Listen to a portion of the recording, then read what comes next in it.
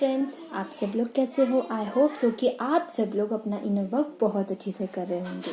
तो आज का जो वीडियो है बहुत ही इम्पोर्टेंट है, क्योंकि आप सब ने जो भी आपके कंफ्यूजन है, जो भी आपके सवाल है आपने पूछे, तो मैंने बहुत सारे क्वेश्चंस का आंसर इसी वीडियो में दिया है, जो कि सिर्फ उन्हीं अकेले जिन्होंने पूछा है उन्हीं का नहीं, सबकी भी प्रॉब्लम हो सकती है। तो पलक ने एक क्वेश्चन पूछा था और कविता ने 2-3 क्वेश्चन पूछे हैं। उसके बाद में प्रतिमा ने कुछ क्वेश्चंस पूछे हैं। तो इसीलिए मैं सारे क्वेश्चंस को इसी वीडियो में कवर करूँगी। और उससे भी पहले भी कुछ क्वेश्चन पूछे गए थे, तो वो भी मैं थोड़ा बहुत इसमें कवर करूँगी, जो कि मैंने बोला था कि मैं वीडियो में बताऊँगी, बट हुआ नहीं था।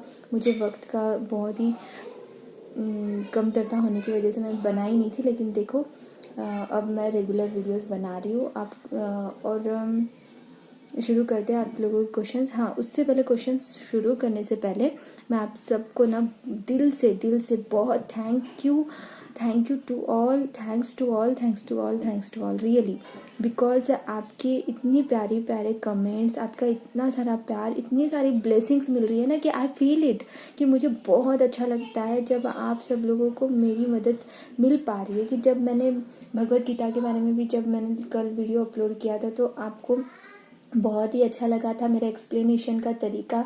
तो वो मैं अच्छे से समझा पाई और आप लोगों ने रिसीव किया, क्योंकि आप लोगों में इतनी, जो रिसीव करता है ना, वो रिसीव हर कोई नहीं कर सकता। जिसमें इतनी हर चीज़ को समझने की ज्ञान होती है, रुचि होती है, वही लोग उन चीज़ को समझ सकते हैं। तो आप लोगों में रुचि है उस चीज़ को सीखने की, आप लोगों को ज्ञान है उस चीज़ को सीखने की, आप में उतनी यानी मतलब श्रद्धा भी है, और उसमें और बहुत कुछ, मतलब कि उतना यानी इच्छा भी होनी चाहिए कोई भी चीज़ करने के लिए। इनर वर्क कर रहे तो उस वक्त ना भगवत गीता को भी सीखना बहुत ज़रूरी है। इसीलिए मैं भगवत गीता के टॉपिक्स पे लेके आते रहती हूँ हमेशा आपके लिए। इसीलिए आपने भगवत गीता जो है, ये सारी चीज़ें अपनी लाइफ में अपने को उतारनी है, स्पेशली ट्विन फ्लेम्स को, सबको तो उतारनी ही है अपने लाइफ में, सभी इंसान को, सिंपली नॉर्मल पर्सन को भी, लेकिन वो उनसे भी ज़्यादा हमें इम्पोर्टेंट है उन लोगों को। जब तक के देखो,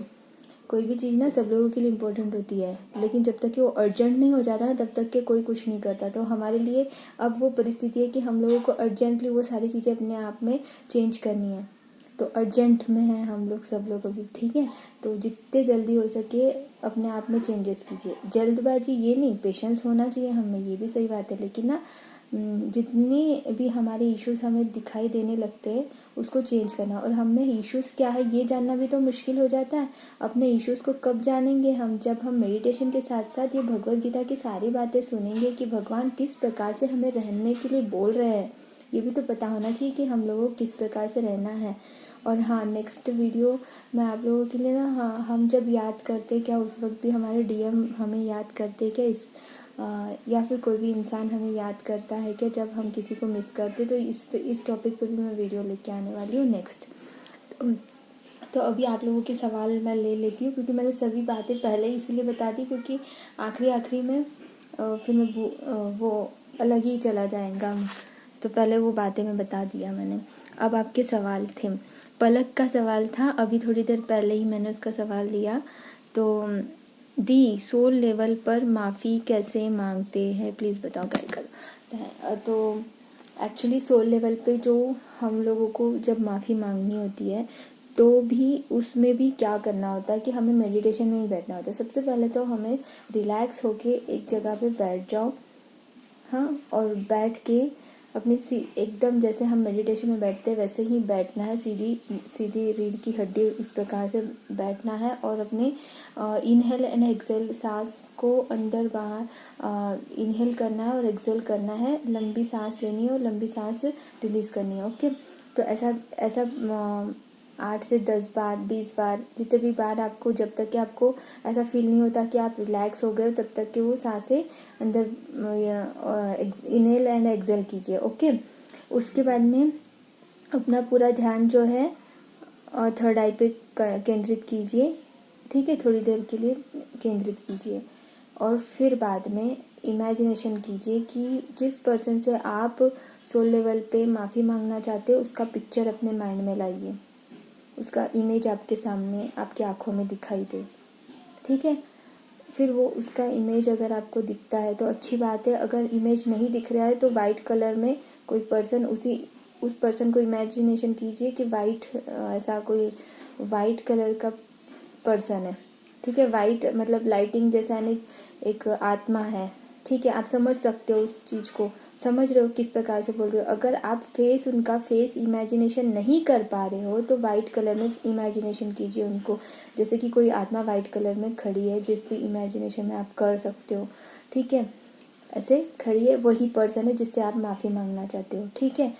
ये इमेजिनेशन, अपनी जो थॉट्स, जिस यानी उद्देश्य है वो सही रहना चाहिए, ये इम्पोर्टेंट है, ओके। तो उससे आप उस लेवल पे जब आप उनको इमेजिनेशन कर लोगे तो तब अपने मन में सोचना है कि उनसे माफ़ी मांग रहे हैं, जैसे कि ओके, उनसे माफ़ी मांग रहे हैं, और सोचना है कि चलो मैं बता देती हूँ कैसे माफ़ी मांगना है। मैं आपसे दिल से माफ़ी मांगता हूँ, मैंने जो भी गलती की है उसकी मैं माफ़ी मांगता हूँ। यानी अपने वो जो अंदर की सारी बातें बोलनी है, अपने अंदर जो भी आपके मन में जिस बात के लिए आपके सॉरी बोल रहे हो, किस बात के लिए माफ़ी मांग रहे हो, वो सारी चीज़ें आप बोलिए, ठीक है। ऐसे देखो, सोल लेवल पे माफ़ी मांगने के 2-3 तरीके हैं, मैं ये वाला तरीका बता रही हूँ आपको, ठीक है। तो ये वाला जो, हाँ, सोल लेवल पे आप लोगों को उनसे माफ़ी मांगनी है, और फिर बाद में अपना ऐसा फील करना है कि जैसे कि एक अपना हाथ सामने लेके आइए, और ऐसे मतलब जैसे कॉर्ड कट कर रहे हो अपने हाथ से, ऐसे कट कर दीजिए। माफ़ी मांगने के बाद में पहले थैंक्स और लव यू बोलिए उनको, ठीक है। थैंक्स और लव यू बोलने के बाद में उनको बाय करते हुए कॉर्ड कट कर दीजिए, और इमेजिनेशन कीजिए कि वो आपसे दूर चले गए हैं आपको माफ़ करके, ठीक है। ये एक तरीका है, आज मैंने ये वाला तरीका बताया, क्योंकि मैं इसी वीडियो में सारे तरीके अगर बता दूंगी ना तो बहुत लंबा वीडियो बनेगा, क्योंकि आपके सारे क्वेश्चंस के आंसर अभी होने बाकी है, ठीक है। दूसरा तरीका अगर आपको चाहिए, अगर ये इजी नहीं लग रहा है आपको, तो दूसरा तरीके में का मैं बताऊंगी नेक्स्ट वीडियो में, ठीक है। उसके बाद में ये लाइट चली गई है हमारे यहाँ, हाँ। और फिर कविता ने पूछा था कि ये लाइट चली गई, थोड़ा उजाला में होती तो अच्छा रहता। कविता ने पूछा था कि प्रॉब्लम ये है भी मॉर्निंग में भी, हाँ अच्छा ठीक है। मुझे जहाँ तक कि याद है वो बताती हूँ कि उसका सवाल ये था कि मॉर्निंग में जब वो उठती थी पहले तो 3 बजे उठती थी, बट अब उठ नहीं पा रही है। तो मुझे बहुत अच्छा नहीं लगा, बिल्कुल अच्छा नहीं लग रहा है कि अभी क्यों नहीं, मैं 3 बजे क्यों नहीं उठ पा रही हूँ सुबह। तो हाँ, ये कभी कभी होता है कि हम लोग सुबह 3 बजे उठना चाहते हैं फिर भी नहीं उठते हैं, और एंजल्स भी उठाना भी चाहती है, कभी नहीं उठाना चाहती है, ऐसा यानी कभी नहीं उठाती। तो क्यों नहीं उठाती? क्योंकि हम रात को सोते समय, इतना याद रखिए कि रात को सोते समय एंजल्स को प्रेयर करना है कि मुझे प्लीज़ एंजल्स इस टाइम पे उठा दीजिए करके उन्हें बताना होगा हमें रोज़ सोते समय, और बहुत ही दृढ़ निश्चय से दिल से पूरी फीलिंग के साथ बताना होता है हर रात को। अगर जिस दिन हम रात को नहीं बताते ना, उस दिन मैंने कई बार ऑब्जर्वेशन किया है कि अपने लाइफ में जिस दिन हम नहीं बताते, अरे उठ रहे हैं ना रोज़, कल भी उठ जाएंगे ऐसे सोच के अगर सो जाते हैं ना, तो उस दिन कंपलसरी उठ नहीं पा रहे हैं। मेरे साथ में तो यही हो रहा है। तो इसीलिए रात को सोते समय पूरे दिल से, पूरे मतलब भले ही हम रोज़ प्रेयर भी कर रहे हैं, लेकिन पूरे दिल से यानी पूरे फीलिंग के साथ भी अगर प्रेयर नहीं कर रहे हैं तो भी नहीं होता है। एक्चुअली वो सबकॉन्शियस माइंड में भी सेंड होता है जो हम प्रेयर करते हैं। सबकॉन्शियस माइंड भी अपनी तरफ से काम करते रहता है। अगर हम साइंटिफिकली भी सोचें तो भी अगर दृढ़ निश्चय होकर अगर हम सोच के अगर सोते हैं तो बिल्कुल हम उठ पाते हैं। ये बहुत ही रियलिटी है। और हाँ, कहाँ और एक बात बताना चाहती हूँ, कोई अलार्म लगा के सो के अगर अलार्म से उठेंगे तो नहीं, अलार्म से क्या होगा, डिस्टर्बेंस ही होगा, लेकिन वो रिलैक्सेशन नहीं फील होगा। जो कि अलार्म से जो फीलिंग जो वो अलग ही होती है, हम उठ के बैठने का वो बहुत ही मतलब ऐसा दृढ़ निश्चय से एफर्ट लगाना पड़ेगा हमें। अलार्म लगाएंगे ना तो एफर्टलेस के साथ में उठना है। एफर्टलेस के साथ में जब उठेंगे तो मेडिटेशन बहुत अच्छे से होता है, ठीक है। तो अलार्म लगाएंगे फिर बंद करेंगे, अलार्म लगाएंगे फिर बंद करेंगे, वो 5-5 मिनट में बजेगा, 10-10 मिनट में बजेगा। नहीं, ये नहीं करना है हमें। एक्चुअली हमें एंजल्स उठाते हैं तो उसके लिए रात को प्रेयर करके सोना ही है। एंजल्स उठाते हैं हमें, ठीक है, तो प्रेयर करके रात को सोना है और सुबह उस टाइम पे उठना है, ठीक है। मुझे तो पता है आधे घंटे पहले उठा देते हैं। अभी मुझे समझ में आया है कि मैं जिस टाइम पे उनको बोल के रखती हूँ मुझे वो आधे घंटे पहले ही उठा देते। तो अब से मुझे जिस टाइम पे बोलूँगी उसको मतलब मैंने जैसे बोला 3 बजे उठाना एंजल मुझे करके मैंने प्रेयर किया कभी भी, तो मुझे 2:30 बजे उठा रहे। तो अभी मुझे समझ में आ रहा है अरे आधा घंटा पहले कैसे उठ रही हूँ मैं तो फिर वो फ़ोन देखकर ऐसा होता है कि फ़ोन मतलब प्रेयर कर लेती हूँ, फिर बाद में पता चलता है कि मैं 2:30 बजे उठ गई। ओ माय गॉड, अभी तो 2:30 बज रहे हैं, पूरी नींद भी नहीं हुई है करके फिर से सो जाते हैं। तो ऐसा सोना नहीं है एक्चुअल में। तो इसीलिए अब मुझे वो समझ में आ गया। मेरे साथ में, सबके साथ ऐसा होता है ऐसा नहीं बोल रही हूँ, मेरे साथ में ऐसा हुआ तो मैं बता रही हूँ आपको, ठीक है। उसके बाद में उन्हीं का दूसरा क्वेश्चन था कविता का कि मेडिटेशन करते समय अचानक जो गर्दन है वो झुक जाती है, कभी कभी झुक जाता है। हाँ, हो जाता है हमारा ध्यान। तो जानबूझ के कोई एनर्जी झुका रही है आपको या फिर आप खुद यानी ये हो जाता है कि हम सीधे बैठे बैठे नहीं रह सकते और थोड़ा सा दर्द होने लगता है तो झुक जाता है, या फिर ऐसा कुछ कि हम लोग एक साथ इतनी देर तक के बैठ नहीं सकते तो झुक जाता है। तो जैसे ही अनकॉन्शियसली चले जाते हैं, ठीक है, अनकॉन्शियसली जो भी होता है, जैसे ही कॉन्शियस में आते तो फिर से अब सीधा हो जाइए। जैसे होश आता है वैसे फिर से सीधा होके बैठ जाइए, कोई प्रॉब्लम नहीं है उसमें। हम अनकॉन्शियसली कुछ भी हो रहा हो वो मैटर नहीं करता, अनकॉन्शियसली कुछ भी हो सकता है। अनकॉन्शियसली तो मैं तो झूमती हूँ और उसको रोक भी नहीं सकती हूँ, ऐसा होता है। तो मेडिटेशन जैसे जैसे हम बढ़ते जाते हैं इस चीज़ों में तो अलग अलग हमें अनुभव होने लगते, एक्सपीरियंस होने लगते। किसी को लाइट दिखता है, किसी को कलर्स दिखते, किसी को कुछ दिखते, किसी को तो और अच्छी बात है कि हम मेडिटेशन में मैं तो आँख भी नहीं खोल पाती हूँ मेडिटेशन से बाहर निकलने के लिए। जब मैं निकलना भी चाहती हूँ मेडिटेशन से बाहर तो निकल नहीं पाती हूँ इतना। अभी पहले तो मैं मेडिटेशन में बैठ भी नहीं सकती थी 5 मिनट के लिए। अभी ऐसा नहीं, जैसे जैसे मैन परफेक्ट कैसे बनता है, प्रैक्टिस इज मेन परफेक्ट बोलते हैं ना वो। तो प्रैक्टिस के साथ साथ में हर चीज़ मेंटेन हो जाती है। तो इसके बारे में आप सोचना ज़्यादा थिंक मत करिए। जैसे आपको होश आता है फिर से सीधे हो जाइए, फिर से सीधा गर्दन कर दीजिए। कभी कभी क्या होता है कि हमारा जो मेडिटेशन करते करते जो हमारा सर है पीछे की तरफ चला जाता है, ठीक है, कभी पीछे की तरफ पूरा झुक जाता है, कभी आगे की तरफ झुक जाएगा। किसी किसी का, सभी का अलग अलग अनुभव दिखाई देता है। तो मैक्सिमम तो पीछे की तरफ ही झुकता है। ऐसा लगता है कि कोई एनर्जी हमारी तरफ बहुत फोर्सली आ रही है और हमें पीछे की तरफ ऐसे ढकेल रही है, ओके, ऐसा होता है। तो उसके बाद में नेक्स्ट प्रतिमा ने कुछ क्वेश्चंस पूछे थे। हाँ, उनका कहना था कि चक्रास मेडिटेशन जब करते हैं हम क्या सांसों पर भी ध्यान देना होता है। सांसों पे ध्यान, हाँ, सांसों पे इतना ही ध्यान देना होता है कि हम लोग जब ऐसे सांस इनहेल करते हैं और उसके बाद में जब हम बीज मंत्रा बोलते होते हैं, तो जैसे कि हमें ओम बोलना है, सपोज ओम चैंटिंग कर रहे हैं या फिर कोई भी बीज मंत्र बोल रहे हैं, तो उस समय क्या है, सांस इनहेल करना है,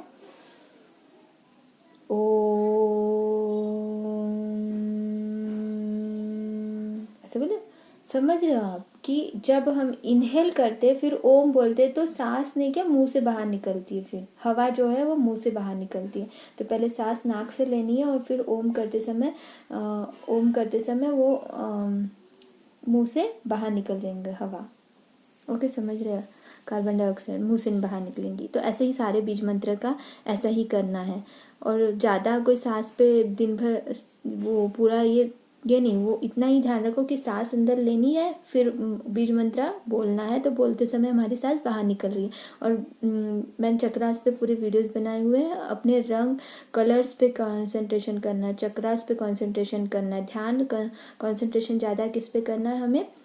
ये तो होते ही रहेगा, ये ऑटोमेटिकली स्टार्टिंग में थोड़ी तकलीफ होंगी कि हमें सांस अंदर लेना है फिर मुंह से वायु बाहर वायु मतलब हवा, ओके, हवा बोल सकते, मतलब कार्बन डाइऑक्साइड, ठीक है। सांस इनहेल करना और एक्सेल मुंह से करते हुए, फिर अपने चक्रास की तरफ ही ध्यान देना है कि वो कैसे घूम रहा है। चक्रास की पे मैंने पूरा अच्छी से वीडियो बनाया हुआ है, ठीक है। मेडिटेशन पे भी सेपरेट वीडियो बने हुए हैं, ओके, वो भी देख लेना आप लोग अगर नहीं देखा होगा तो।